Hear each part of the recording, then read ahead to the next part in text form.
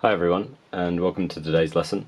We're going to be looking at materials today, specifically graphite and charcoal, which are two of the most commonly used dry media that you'll find. They can be used together, but I would say when you first begin it's best to use them separately, as they do have slightly different properties and they don't always interact brilliantly well, but they can be used together. Graphite is the less messy of the two mediums. Tends to kind of stick into the tooth of the paper more, which means that it's better for sort of sketching or say working in a sketchbook or working on the move. You're less likely to lose dust off the surface, which can happen with charcoal. So it's a bit more robust if you've got papers rubbing against each other and that sort of thing. But it is less dark, so it's less able to go to a kind of flat black matte colour, and as a result it has a narrower value range. So this means you won't have a range of values as close to reality as if you were using charcoal. So if you're doing something quite representational, I'd recommend using charcoal or something that you're spending longer on, just because it gives you a broader value range as a sort of starting point.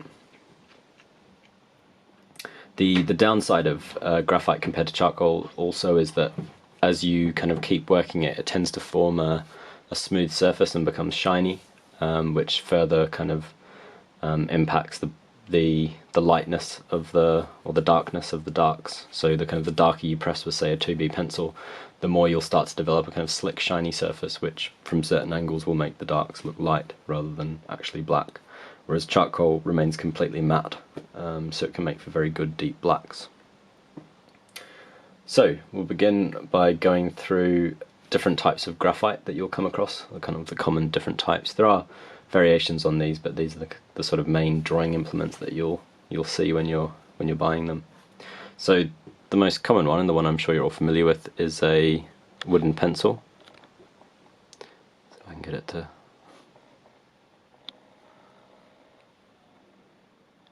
focus on it. Skipping around. There we go. So yeah, just a common graphite pencil. Graphite's basically just a lead, which is this grey bit here, encased in wood. And so they're easy to carry around, they keep the lead safe. It's sort of the traditional form of a pencil. The leads themselves are made from compressed graphite powder and clay powder. So the clay powder basically acts as a binder for the graphite, which will otherwise just be a dust. And the ratio of graphite to clay is what determines how soft the pencil is. So you'll see some pencils are 2B, some pencils are H, some are 8B. What that relates to is the basically how much clay there is, which is how soft the pencil becomes. So an 8B has a lot of clay, so it's very soft, so it kind of easily puts lead into the surface, whereas an H will have very little, if any, clay at all, so it makes for a very brittle pencil. So the harder leads, so going into H's and F's, are better for kind of fine line work or very fine detail, but not really good for applying lots of tone all at once, whereas as you get into the softer pencils, you'll find they get easier to spread tone onto the surface of the paper. Generally you would begin with B's and you'd work up into harder leads as you go. Harder leads are more difficult to erase because they're less soft, so they tend to kind of incise the paper more so.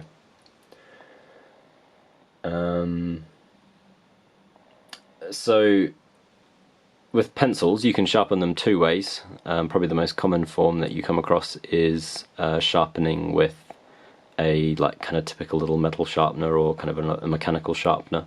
That'll get you a certain point, but I'm going to show you a method in a moment once we've gone through all the different materials where you can use a knife and a sanding block to create a much sharper point that'll last a bit longer depending on how you hold the pencil.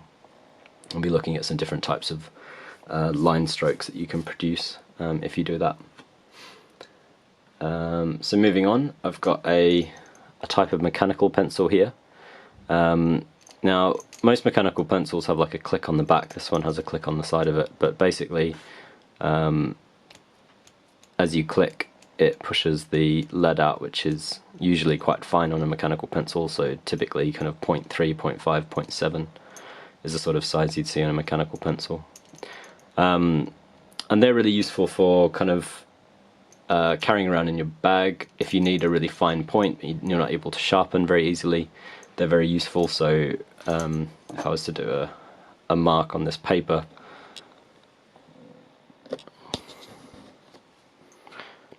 with a regular pencil, really bad focusing problems today for some reason. A mechanical pencil, you can see, makes a much finer line, and it can't really ever make a line any thicker than that. So as you keep working with a regular pencil, the line gets thicker and thicker because you slowly start to wear down the tip of the pencil. So usually you have to, say, spin the pencil around to get a thinner line, but otherwise you constantly have to sharpen a pencil like this to keep it thin. Whereas if you're doing kind of just line drawing, you'll find a mechanical pencil like this is really useful.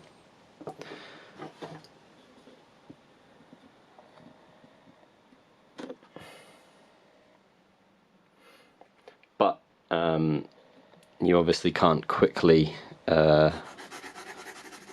apply a lot of tone, heavy tone with a mechanical pencil, partly because it's very, so even if you're using on its side and you've got quite a flat edge, you can't quickly put a lot of dark tone in with this mechanical pencil. It's not too bad, but it's not necessarily ideal for applying tone. The third type of pencil we're going to be looking at is a clutch pencil, which is this sort of pencil. Now a clutch pencil is a little bit like a mechanical pencil, but it's got a much thicker lead, even thicker than a regular pencil lead would be, although you can get different thicknesses of clutch. So this one is what size that is, maybe half, 3/4 of a centimeter, something like that. Basically it's called a clutch pencil because this top, as I click, you can see the top works to clutch the lead, and so you can make it extend to any length you like, backwards and forwards, depending on how you clutch it. So you can expand it out and then sharpen it and use it. Now, because they're quite thick and you can use them kind of very quickly on their edge, they can make for a good tool for applying a lot of tone quickly. Say you're working in a life drawing class or something like that and you wanted to really quickly lay down some tone, they're very useful. And I'll also be looking at how you can sharpen and use them in different ways along with the other pencil in a moment. Now the next type of graphite drawing tool that you'll maybe come across is called a graphite stick. I don't actually have a graphite stick, but they are basically just a thicker version of the lead from this clutch pencil. So they're just pure graphite. They're, again, like this, very useful if you wanted to lay down tone quickly. You can sharpen them. They're probably not the best tool for kind of fine line work, more for kind of big broad strokes, or if you have a graphite pencil, you can, if you keep rubbing it, you can see you can sort of apply big general areas of tone just by using the side of the pencil. So that's basically what a graphite stick is like. And finally, we have graphite powder. I'm not actually going to get to graphite powder just yet. I'm going to be looking at graphite and charcoal powder near the end, when we're looking at some of the extra tools that you can use, and also talking about sharpening, because I don't actually have any pre-made powder. It can be bought pre-made graphite powder in little like containers, or you can make it yourself in the way that I'm going to show you in a moment. But basically it's just sort of a dust that you can apply with a sponge or a brush, or just sprinkle, scatter in any way over the page, and use it to apply tone in a more erratic way than you typically, well, it can be more erratic, or it can be just for applying an even amount of tone quite quickly with a sponge or something. We'll be going into that in a second. So next I'm going to be looking at charcoal, types of charcoal. So the first type is the one you probably come across most often, which is called vine charcoal or willow charcoal, and it's the cheapest and most kind of common form. It's made by burning thin sticks, like kind of twigs, in a wooden kiln or oven. At a certain temperature, the wood sort of burns and eventually just all becomes carbon, just kind of pure carbon, no moisture left in it. they're usually those ones, so you see them and they're kind of round, they look like a little twig that's gone black. They're quite light, they don't have that much to them. It tends to be lighter and harder than other forms of charcoal, and a bit variable, so when you're drawing with it you'll find certain portions of the vine charcoal will be soft and apply lots of charcoal, and then suddenly you'll hit a point where it's harder, and that's just kind of dependent on how the wood was. I don't actually have one, but I have what I'm going to talk about next is graded charcoal, which is actually just a controlled form of normal charcoal, normal vine charcoal. But the vine charcoal is good for kind of sketching, but it's not good for fine work. You can't really refine it as effectively as you can with other types of charcoal. So I'd recommend it as a starting point, but quite quickly I'd say you're best to move into graded charcoal. So graded charcoal is actually made in roughly the same process as vine charcoal, but it's more controlled, and that means that they're able to have different grades of vine charcoal essentially. So they're able to say this type of charcoal is B because it's softer, this type is HB, this type is H as they get harder. So usually about 3 types are common, and what that means is you can use it a bit more like a pencil, so you'll know that a B charcoal will be quite soft, so you could apply lots of tone really quickly with the side of it, and then as you go up, this is actually an HB, so it's kind of in between an H and a B. They get harder, so for kind of finer work, if you want to keep a sharper point, you can move into the harder types of charcoal. But basically it's just really versatile, so it's still just normal pure charcoal. It doesn't have anything added like a charcoal pencil does, so it's very workable, it's very easy to erase, relatively speaking, but it's not as kind of erratic as vine charcoal can be. We're going to be looking at this a bit later, how you can sharpen it, use it in different ways, and apply in different ways once we get into the other tools. So next we're going to look at compressed charcoal, which just looks like a pencil pretty much, but it's actually made from, so the lead in this pencil isn't graphite like in the graphite pencil. It's actually compressed charcoal dust, usually compressed with some sort of gum or resin or wax to keep everything together. What that means is it makes for a really rich dark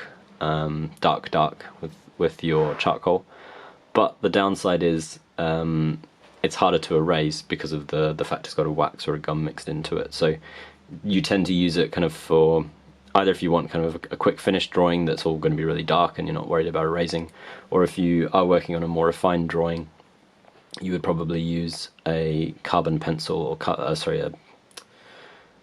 a compressed charcoal pencil for your kind of darkest darks near the end. Once you're certain where they're going to go, you wouldn't put them in at the beginning in case you need to change them and you find you can't erase them.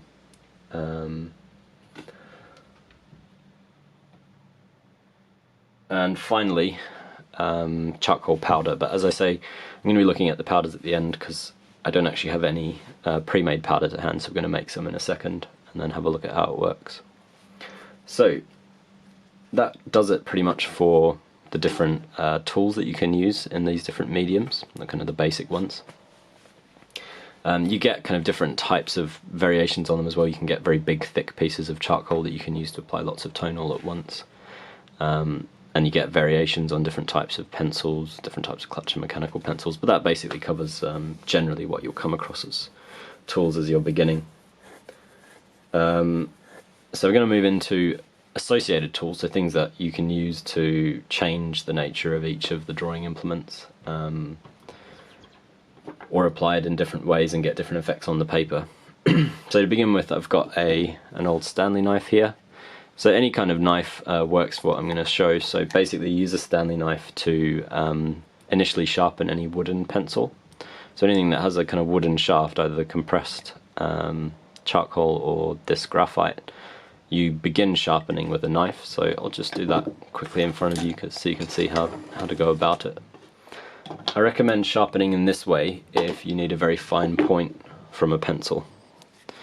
So basically you hold the tip of the pencil away from you and you face the knife away from you, and you're sort of sliding up the shaft of the pencil towards the tip and trying to create a kind of angled tip.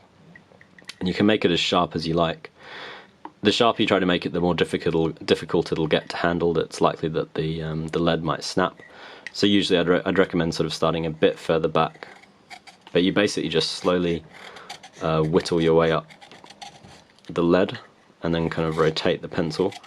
You want to do it quite lightly because it's very easy to snap the lead when you're doing this, particularly if the pencil has suffered any damage at any point. The lead itself can actually be fractured inside and just snap off. I tend to be a terrible sharpener of pencils, so I usually prefer mechanical versions. I'm not doing too badly today. Ooh. Sorry about that, I went a bit too high. So you can see you're just slowly going around the pencil, trying to expose a reasonable amount of the lead. So once you've done that, using your bucket, you can then use this sanding block, which is our next tool. And this one's a homemade sanding block, so it's basically just a piece of wood cut to, I don't know what size this is, maybe like 10 by 3 centimeters or a bit over 10 by 3 centimeters, with bits of cut out sandpaper stapled in the top using a staple gun. And basically you just keep use the top of each piece of sandpaper until it gets filled up and isn't really sanding much anymore, and then you can just tear it off. You can buy these in shops as well. Quite common to buy them in shops, like art shops or online. They're just called sanding blocks. So you can either make them or you can buy them. Probably I'd recommend just making them because they take about, I think this took about a minute to make. But basically once you've got your kind of crudely sharpened pencil, you can then sharpen it on your sanding block. So you're kind of slowly rotating the pencil. You're not pressing down too hard because that will break the lead.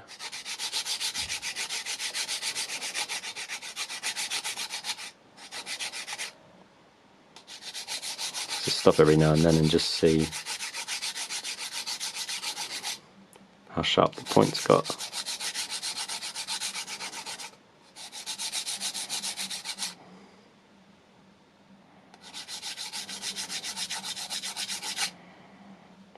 So there you go, if you can see, if it focuses, you can see I've got quite a sharp point on that now.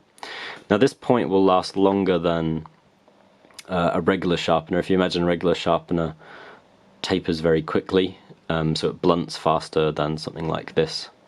So if I was to use a pencil like this, you can see you can get, ooh, not quite on the paper yet.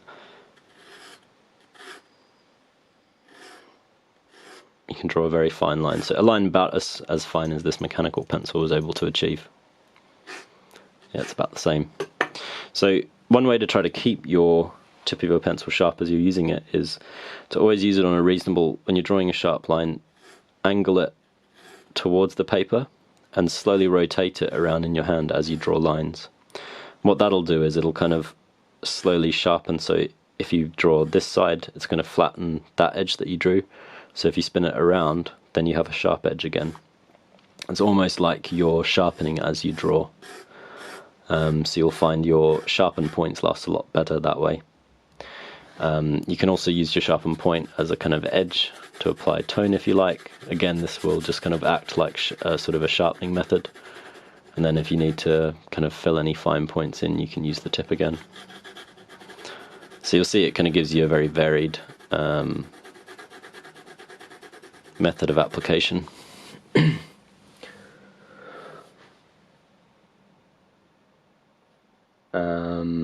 So I can go back to the final thing we can talk about with graphite is working with dust. So I'm just going to really quickly make a bunch of dust using the sanding block and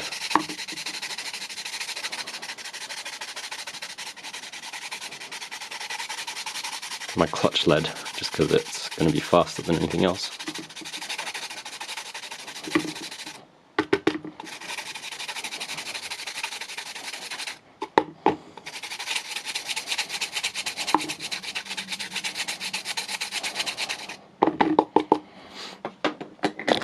So you can see I've now got a bit of graphite powder down in the bottom of my my little sharpening pot there. So if I use a brush, moving into a new tool, if I use a brush I can pick up this charcoal powder almost like a paint. You can see it's on the tip of my brush there, and then I can apply it to the surface and it makes sort of smudgy strokes. So it's just an interesting kind of a different way to work with graphite. You can also do things like, if I pick up a bunch of, if we've got any left, if I pick up some graphite, hold it on the tip and then blow. Oh, didn't quite hit. But you can actually, if you've got the paper lying flat, you can sort of tip graphite dust and then you can brush it into the paper to create kind of soft tones. So you can create kind of a hazy look with a brush. So a stiff brush will kind of push paper into the grain, or push the graphite into the grain.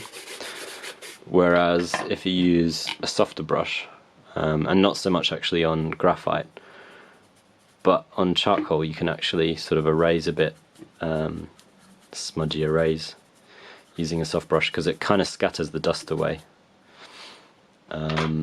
But if you've got a tone like that, you can then move to say a kneadable eraser, and you can kind of work reductively, so you can erase shapes back into the tone that you've applied.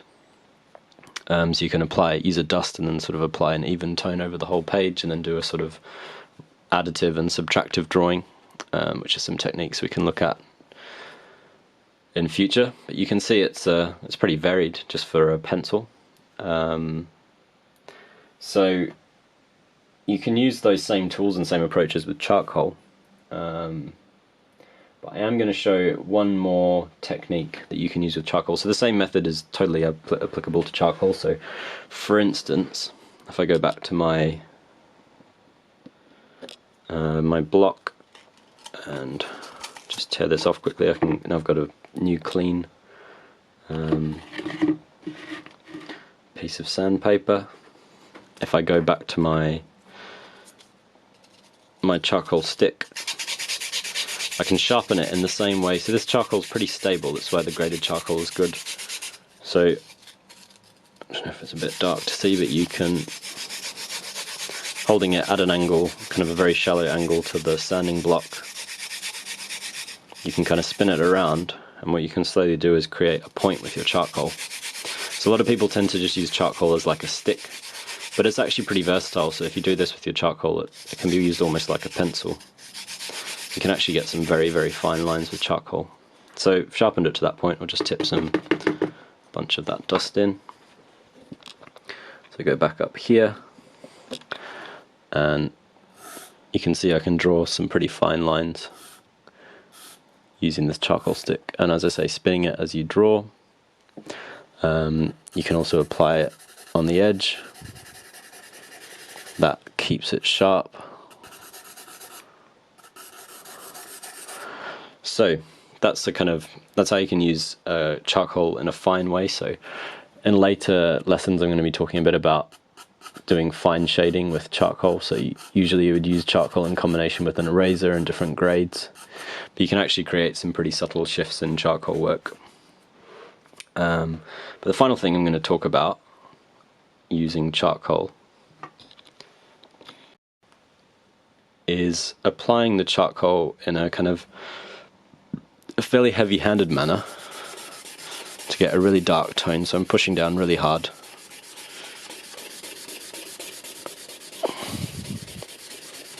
Putting as much charcoal as I possibly can on the surface. So you can see it's gone pretty much black. Now you can then use a sponge to get a really embedded, even tone of charcoal, similar to what we just did with the graphite. But that basically means you get this sort of very soft, smudgy look with your charcoal.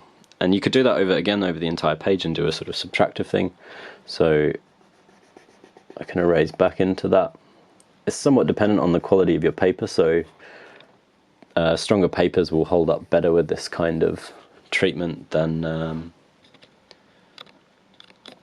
than smoother, lower quality papers. This is just sort of a sketchbook paper. If you're sort of getting something decent in terms of paper, you'll be able to work backwards and forwards with darks, and for some reason it's not. Can't quite get it. There we go. Get it to focus. Yeah, you won't be able to, on this sort of paper, you wouldn't be able to get it completely back to white, but at a higher quality paper, you would actually find that you'll be able to erase that back to white even if you've smudged it in. But the sponge basically just is a way to spread charcoal. Similarly, you can use the brush in the same way again, so I could pick some of this charcoal dust and brush it over. If I was to apply a bit of dust like that, I can then use this brush to kind of almost erase it. You can see the dust sort of scattering there. But yeah, I think that pretty much covers it for an introduction to these two materials. You can see there's a little bit of speckling from that charcoal dust, which was what I was talking about before. If I kind of chuck all the charcoal over it, you can see you get this sort of powdered effect, which can make for some interesting effects in your drawings, so either abstract or representational. But I recommend sort of just experimenting, so try out some of those methods. There's, even for quite simple tools, there's loads of different ways that you can use them. So I definitely recommend just trying stuff out and having some fun with it. But if you have any questions, as always, just get in touch on YouTube in the comments below, or check out the art coursework blog or school to get personalised tutorials. But yeah, hopefully that was interesting, and I look forward to seeing what you guys think. Thanks.